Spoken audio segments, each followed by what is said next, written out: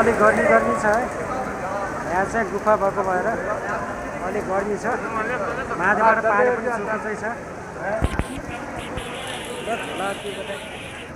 हेर्नुहोस् हामी सिडीमा देखि माथि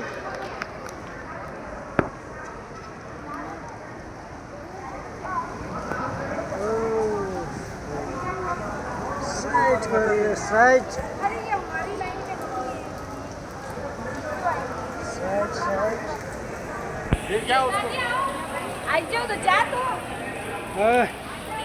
हामीलाई गाह्रो छ माथि निस्किन। हेर्नुहोस् यो पुरै गुफा गुप्तेश्वरी गुफा पोखराको यो बुवा पनि पछाडि हुनुहुन्छ। पोखराको यो छोरीपाटमा अवस्थित गुप्तेश्वरी गुफामा आज हामी आएका छौँ। हेर्नुहोस्